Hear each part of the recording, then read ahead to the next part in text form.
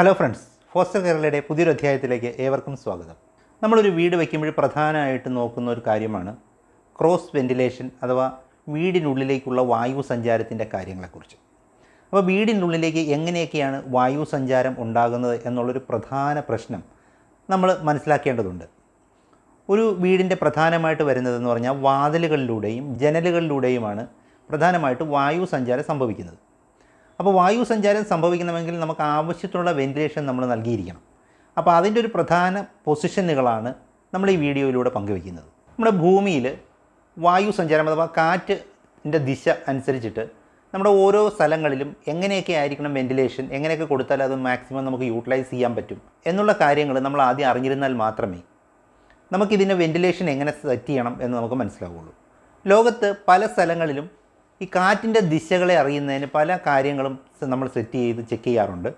പക്ഷേ എന്നാൽ നമ്മുടെ ഇന്ത്യയിൽ കോമൺ ആയിട്ട് നമ്മളൊരു സ്റ്റഡി നടത്തിയിട്ട് എങ്ങനെയാണ് കാറ്റിൻ്റെ ദിശ ഇന്ത്യയിൽ ജനുവരി മുതൽ ഡിസംബർ വരെയുള്ള ഓരോ മാസങ്ങളിലും എങ്ങനെയൊക്കെയാണ് കാറ്റിൻ്റെ ദിശ എന്നുള്ളതിൻ്റെ ഡീറ്റെയിൽസ് നമ്മൾ നോക്കി വെച്ചിട്ടുണ്ട്, അല്ലെങ്കിൽ അങ്ങനൊരു സ്റ്റഡി നടത്തിയിട്ടുണ്ട്.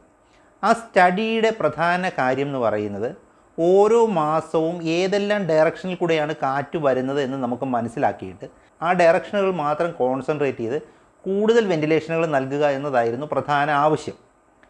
എന്നാൽ നമ്മൾ സ്റ്റഡി ചെയ്തപ്പോൾ 12 മാസങ്ങളിലും 12 ദിശകളിലായിട്ട് അല്ലെങ്കിൽ പല ദിശകളിലൂടെയൊക്കെയാണ് കാറ്റുകൾ വന്നുകൊണ്ടിരിക്കുന്നത്. അപ്പോൾ ആ ഡീറ്റെയിൽസ് വെച്ചിട്ട് ഒരു സ്പെക്ട്രം ക്രിയേറ്റ് ചെയ്ത് അതാണ് നമ്മളിപ്പോൾ സ്ക്രീനിൽ കണ്ടുകൊണ്ടിരിക്കുന്നത്. ജനുവരി മുതലുള്ള ഓരോ മാസവും ഓരോ ദിശയിൽ നിന്ന് ഈ ഈസ്റ്റ് മുതൽ ഇങ്ങനെ സൗത്ത്, വെസ്റ്റ്, നോർത്ത് കറങ്ങി പിന്നെയും ഈസ്റ്റ്, ജനുവരി വരുമ്പോഴത്തേക്ക് ഈസ്റ്റിൽ വന്ന് അങ്ങനെ ഇതിന് റൊട്ടേറ്റ് ചെയ്യുന്നൊരു സിസ്റ്റമായിട്ടാണ് നമുക്കിത് കാണാൻ പറ്റിയിട്ടുള്ളത്. അപ്പോൾ അങ്ങനെ വരുമ്പോൾ ആ ഭാഗങ്ങളിലെല്ലാം നമ്മൾ കൃത്യമായ ഒരു വെന്റിലേഷൻ കൊടുക്കുക. അങ്ങനെ കൊടുത്തു കഴിഞ്ഞാൽ നമ്മുടെ വീടിനുള്ളിലേക്ക് നല്ല രീതിയിലുള്ള കാറ്റ് വരും. എന്നാൽ നമ്മുടെ പണ്ടത്തെ 4 കെട്ട് എന്ന് പറയുന്ന സിസ്റ്റം നമ്മളൊരു രീതി അഥവാ ചതുർശാല എന്നൊക്കെ പറയുന്ന രീതികളുണ്ട്. അപ്പോൾ ഈ ചതുർശാല രീതികളിൽ നടുമുറ്റം എന്ന് പറയുന്നൊരു ഭാഗം ഉണ്ടാകും. അപ്പോൾ എങ്ങനെയാണ് ഈ നടുമുറ്റത്തിനകത്ത് ഇത്രയധികം വെന്റിലേഷൻ ഉണ്ടാകുന്നത് എന്നുള്ളതിൻ്റെ ഒരു ഇമേജാണ് നമ്മൾ ഇതിനകത്ത് കാണുന്നത്. അപ്പോൾ ഈ ചതുർശാലയ്ക്കകത്ത് അല്ലെങ്കിൽ ഇങ്ങനൊരു വീടാണ് ചെയ്യുന്നതെങ്കിൽ 4 വശത്തും വെന്റിലേഷൻ ഉണ്ട്. ഇത് കൂടാതെ അന്തരാളം എന്ന് പറയുന്ന 3 ഭാഗങ്ങൾ ഈ വീടിന് പ്രത്യേകമായിട്ട് കൊടുത്തിട്ടുണ്ട്. അപ്പോൾ ഈ അന്തരാളങ്ങളിലൂടെയൊക്കെ കാറ്റ് കയറിയിട്ട് ഇതിൻ്റെ സെൻറ്ററിലുള്ള കോർട്ട്യാർഡിൽ കൂടെ ഒരു ബീം പോലെ എയർ മുകളിലേക്ക് പോകും. അപ്പോൾ അങ്ങനെ വരുമ്പോൾ ചൂടായ വായുവിനെ ഇതിനകത്തൂടെ സർക്കുലേറ്റ് ചെയ്യുന്ന വായു പുറത്തേക്ക് പോകുമ്പോൾ ഉള്ളിൽ തണുക്കും. അപ്പോൾ ഇങ്ങനെ നല്ല പ്രിൻസിപ്പിളാണ് നമ്മുടെ 4 കെട്ടിന് പണ്ടുണ്ടായിരുന്നത്. എന്നാലിപ്പോൾ നമുക്ക് എല്ലാവർക്കും 4 കെട്ടോ വെന്റിലേഷനോ കാര്യങ്ങളോ ചെയ്യാൻ പറ്റാത്തത് കൊണ്ട് നമ്മൾ മാക്സിമം ഇതിൻ്റെ പ്രിൻസിപ്പിൾ അനുസരിച്ച് തന്നെ വീടുകൾ പണിയുകയാണെങ്കിൽ കൂടുതൽ നമുക്ക് എയർ സർക്കുലേഷൻ ഉണ്ടാക്കാൻ പറ്റും. നമ്മളുടെ പ്രധാനമായിട്ട് നമ്മൾ തുടങ്ങുന്നത് തെക്ക് പടിഞ്ഞാറ് ഉള്ള രീതിയിലാണ് പറയാൻ തുടങ്ങുന്നത്. നമ്മുടെ തെക്ക് പടിഞ്ഞാറുള്ള ഒരു മുറിക്ക് തെക്കോട്ടും പടിഞ്ഞാട്ടും ജനലുകൾ ഉണ്ടാകാം. അപ്പോൾ തെക്കോട്ടും പടിഞ്ഞാട്ടുമുള്ള ജനലുകളിൽ കൂടെ കയറുന്ന കാറ്റ് വടക്ക് കിഴക്കേ മൂലയിൽ കൂടെ മാത്രമേ പുറത്തേക്ക് പോകാൻ ചാൻസ് ഉള്ളൂ, അല്ലെങ്കിൽ അങ്ങോട്ടേക്കായിരിക്കും കൂടുതൽ അടിക്കുക.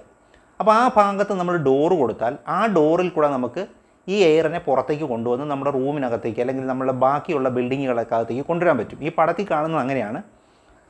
സൗത്ത് വെസ്റ്റ് കോർണറിലുള്ള വെന്റിലേഷൻ, സൗത്ത് വെസ്റ്റ് കോർണറിലുള്ള വെന്റിലേഷനിൽ കൂടെ കയറുന്ന എയർ നോർത്ത് ഈസ്റ്റിലുള്ള ഡോറിൽ കൂടെ പുറത്തേക്ക് പോകും. അങ്ങനെ പുറത്തേക്ക് വന്നിട്ട് അത് സർക്കുലേറ്റ് ചെയ്യാൻ തുടങ്ങും. ഇതുപോലെ ഓരോ ഭാഗത്തും കൂടെ കയറുന്നതിൻ്റെ ഡീറ്റെയിൽസാണ് ഇവിടെ കൊടുത്തിരിക്കുന്നത്.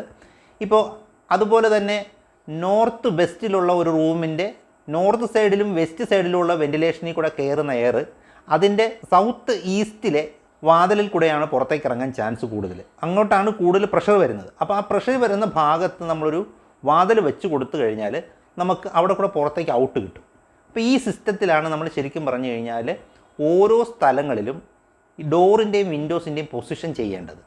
അങ്ങനെ വിൻഡോസും ഡോറും അങ്ങനെ പൊസിഷൻ ചെയ്ത് ഒരു ഫ്ലെക്സിബിളായിട്ടുള്ള എയറിന് ഫ്ലെക്സിബിളായിട്ട് മൂവ് ചെയ്യാൻ പറ്റുന്ന രീതിയിൽ നമ്മൾ ഒരു സർക്കുലേറ്റിംഗ് സിസ്റ്റം ഉണ്ടാക്കി എടുത്തു കഴിഞ്ഞാൽ പുറത്തുള്ള ടെമ്പറേച്ചറിനേക്കാളും വളരെ കുറഞ്ഞ രീതിയിൽ ഉള്ളിലെ ടെമ്പറേച്ചർ നമുക്ക് ആക്കാൻ പറ്റും. അപ്പോൾ കാറ്റ് ഉള്ളിലേക്ക് കയറുകയും കാറ്റ് സർക്കുലേറ്റ് ചെയ്യുകയും എയർ സർക്കുലേറ്റ് ചെയ്ത് പുറത്തേക്ക് പോവുകയും ചെയ്തു കഴിഞ്ഞാൽ നമ്മുടെ വീടിനുള്ളിൽ ഒരു നോർമലായിട്ടുള്ള ഒരു ടെമ്പറേച്ചർ കുറവ് സംഭവിക്കാൻ ചാൻസസ് കൂടുതലാണ്. അപ്പോൾ ഇങ്ങനെ ഡിസൈൻ ചെയ്യാൻ ശ്രമിച്ചു കഴിഞ്ഞാൽ ഏറ്റവും കൂടുതൽ അറ്റ്മോസ്ഫിയറിലുള്ള എയറിൻ്റെ സർക്കുലേഷൻ കൊണ്ട് തന്നെ നമുക്ക് വീടിനുള്ളിൽ ടെമ്പറേച്ചർ നമുക്ക് കുറയ്ക്കാൻ സാധിക്കും. നമ്മുടെ സാധാരണഗതിയിൽ നമ്മുടെ വീട് ചൂടാകുന്നതെന്ന് പറഞ്ഞു കഴിഞ്ഞാൽ ഏറ്റവും കൂടുതൽ ചൂടാകുന്ന ഭാഗം എന്ന് പറയുന്നത് റൂഫാണ്. അപ്പോൾ റൂഫ് ചൂടാകുന്നതിന് നമുക്ക് ഈ പറയുന്ന പ്രതിവിധികളൊന്നും ബാധകമല്ലെങ്കിൽ പോലും റൂഫ് ചൂടാകാതിരിക്കാനുള്ള ഓടിടുകയോ അല്ലെങ്കിൽ ഷീറ്റോ അങ്ങനെയുള്ള വർക്കുകൾ ചെയ്യുന്നത് കൂടാതെ സർക്കുലേഷൻ ഓഫ് എയർ എന്ന് പറയുന്നത് കൂട്ടിയാൽ ഈ സാധാരണ ഉണ്ടാകുന്ന ചൂടിനേക്കാളും കുറയ്ക്കുമെന്ന് പറയുന്നത് പോലെ ഒരു പ്രധാനപ്പെട്ട കാര്യമാണ് നമ്മുടെ വെന്റിലേഷനുകളുടെ വലിപ്പം എന്ന് പറയുന്നത്. പണ്ടത്തെ കാലത്ത് വെന്റിലേഷനുകളെല്ലാം ചെറുതായിരുന്നു, അപ്പോൾ വീടിൻ്റെ വലിപ്പവും ചെറുതായിരുന്നു. ഇന്നിപ്പോൾ വീടിൻ്റെ വലിപ്പം കൂടിയപ്പോൾ നമ്മൾ എയർ സർക്കുലേഷന് വേണ്ടി വലിയ വെന്റിലേഷനുകൾ കൊടുക്കാൻ തുടങ്ങി. അപ്പോൾ സാധാരണ വയ്ക്കുന്ന പോലെ തന്നെ വെറുതെ വെന്റിലേഷൻ കുറേ വലുതായിട്ട് വെച്ചുകൊണ്ട് മാത്രം കാര്യമില്ല. ആ വെന്റിലേഷൻ ക്രോസ് വെന്റിലേഷനായിട്ട് ഏതെങ്കിലും പുറത്തേക്ക് പോകാനായിട്ടോ അവിടെ നിന്ന് തന്നെ എയർ കയറാനുള്ള സൊല്യൂഷൻസോ പുറത്തുനിന്ന് എപ്പോഴും വീടിന് ബ്രീത്ത് ചെയ്യാൻ പറ്റുന്ന രീതിയിൽ ഒരു വെന്റിലേഷനോ ഇങ്ങനെയുള്ള സൊല്യൂഷൻസ് നമ്മൾ ഉണ്ടാക്കി കൊടുത്തു കഴിഞ്ഞാൽ മാത്രമേ ഇൻറ്റേർണൽ ടെമ്പറേച്ചർ നമുക്ക് കുറയ്ക്കാൻ സാധിക്കത്തുള്ളൂ. അപ്പോൾ നാലുകെട്ടല്ലാത്ത വീടുകൾക്ക് നമുക്ക് നല്ല രീതിയിൽ ക്രോസ് വെന്റിലേഷനും കാര്യങ്ങളും ചെയ്യാൻ പറ്റും. എന്നാൽ ചില കണ്ടീഷൻസിൽ നമുക്ക് അങ്ങനെയുള്ള ഡോറിൻ്റെ പൊസിഷൻസ് സെറ്റ് ചെയ്യാൻ പറ്റാതെ വരും. നമ്മുടെ ആവശ്യങ്ങൾക്കനുസരിച്ച് ഡോറിൻ്റെ പൊസിഷൻ അങ്ങോട്ടും ഇങ്ങോട്ടും മാറ്റേണ്ടി വരും. പക്ഷേ അത് മാറ്റുന്നതിനേക്കാൾ നമ്മൾ അത് എന്തുമാത്രം ഇതുപോലെ തന്നെ സെറ്റ് ചെയ്യാൻ പറ്റുമോ അങ്ങനെ സെറ്റ് ചെയ്യാൻ പറ്റുമെങ്കിൽ ഏറ്റവും നല്ലതായിരിക്കും എന്ന് മാത്രമേ ഉള്ളൂ. അല്ലാതെ നമ്മളുടെ ആവശ്യങ്ങൾക്കനുസരിച്ച് ഡോറും വിൻഡോസും ചേഞ്ച് ചെയ്യുന്നതുകൊണ്ട് പ്രശ്നമില്ല. നമ്മുടെ പ്രധാന വേറൊരു കാര്യം എന്ന് പറഞ്ഞാൽ ചില റൂമുകൾക്ക് സിംഗിൾ വെന്റിലേഷനേ നമുക്ക് കിട്ടുകയുള്ളൂ. ചിലപ്പോൾ പടിഞ്ഞാറ് വശത്ത് മാത്രമോ അല്ലെങ്കിൽ വടക്ക് വശത്തോ അല്ലെങ്കിൽ കിഴക്ക് വശത്തോ ഏതെങ്കിലും ഒരു സ്ഥലത്ത് മാത്രമേ നമുക്ക് വെന്റിലേഷൻ കിട്ടുകയുള്ളൂ.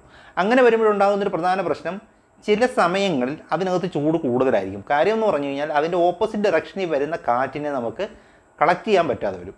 അപ്പോൾ കാറ്റിനെ കളക്ട് ചെയ്യാൻ പറ്റാതെ വരുന്നത് തന്നെയാണ് ശരിക്കും പറഞ്ഞു കഴിഞ്ഞാൽ അതിനകത്തുണ്ടാകുന്ന ആ വെന്റിലേഷൻ കുറവ് കൊണ്ട് സംഭവിക്കുന്ന പ്രധാന ഒരു പ്രശ്നം എന്ന് പറയുന്നത്. നമ്മുടെ കേരളത്തിലാണെങ്കിലും എവിടെയാണെങ്കിലും ചിലർ പറയുന്നത് ഒരു സൈഡിൽ നിന്ന് മാത്രമാണ് കാറ്റടിക്കുന്നതെന്നാണ്. അങ്ങനെയല്ല, അത് കടൽ തീരങ്ങളിലാകുമ്പോൾ വെന്റിലേഷൻ ക്രോസ് വെന്റിലേഷനുകൾ മാക്സിമം കൊടുത്തു കഴിഞ്ഞാൽ ഇപ്പോൾ കടപ്പുറത്തെ കാര്യങ്ങൾ എന്ന് പറയുമ്പോൾ വ്യത്യസ്തമാണ്. കാര്യം എന്ന് പറഞ്ഞാൽ കടപ്പുറത്ത് കാറ്റടിക്കുന്നത് അതിഭയങ്കരമായിട്ട് കാറ്റടിക്കും, അതിനകത്ത് ചെറിയ രീതിയിലുള്ള ഉപ്പിൻ്റെ അംശം ഉണ്ടാവും.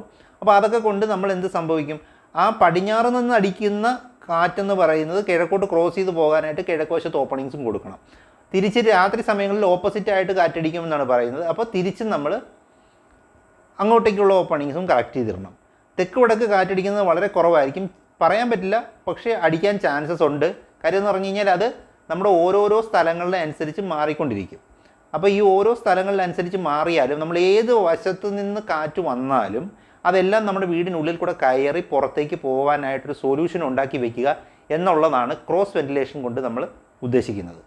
അപ്പോൾ നല്ല രീതിയിൽ ക്രോസ് വെന്റിലേഷനുള്ള ഒരു വീട് വളരെ പെർഫെക്റ്റായിട്ട് ഡിസൈൻ ചെയ്തെടുത്തു കഴിഞ്ഞാൽ നമ്മുടെ ടെമ്പറേച്ചറിനെ നല്ലോണം കുറയ്ക്കാൻ സാധിക്കും എന്ന് നിങ്ങൾക്ക് മനസ്സിലായല്ലോ അല്ലേ? അപ്പോൾ ഇങ്ങനെയുള്ളൊരു പുതിയ വീഡിയോയുമായി കാണുന്നത് വരെ ഏവർക്കും നമസ്കാരം.